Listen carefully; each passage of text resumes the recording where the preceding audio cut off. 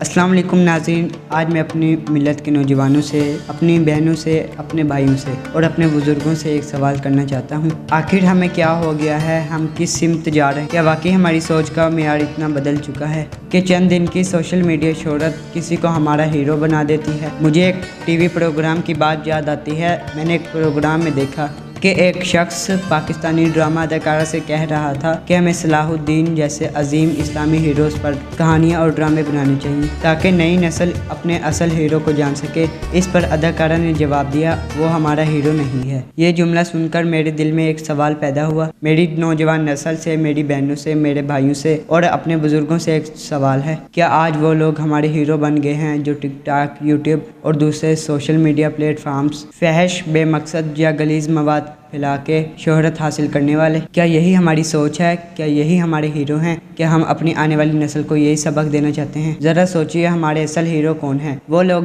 جنہوں نے اسلام کی سربلندی کے لیے قربانیاں دی، جنہوں نے علم، کردار، اخلاق کی مثالیں قائم کی، جنہوں نے اس وطن کے لیے اپنی زندگیاں وقف کر دیں، اور ایک طرف وہ لوگ ہیں جو چند لمحوں کی شہرت پانے کے لیے ہر حد پار کرنے کو تیار ہیں۔ ہمیں فیصلہ کرنا ہوگا کہ ہم اپنی آنے والی نسل کو کس راستے پر لے جانا چاہتے ہیں۔ اگر آج ہم نے اپنے ہیروز کا انتخاب درست نہ کیا تو ہماری نسل بھی غلط راستے پر چل جائے گی۔ آئیے آج عہد کریں کہ ہم علم والوں کو عزت دیں گے اور با کردار لوگوں کو اپنا آئیڈیل بنائیں گے، اور اپنے بچوں کو ایسے کرداروں سے روشناس کروائیں گے جو ان کا مستقبل روشن کریں۔ یاد رکھیں، قومیں اپنے ہیرو کے انتخاب سے پہچانی جاتی ہیں۔ اچھا دیکھیں، اچھا سنیں۔ اللہ تعالیٰ ہمیں صحیح اور غلط میں فرق کرنے کی توفیق عطا فرمائے۔ سبحان اسلم کو دے اجازت۔ امید ہے کہ آپ کو یہ ویڈیو اچھی لگی ہوگی۔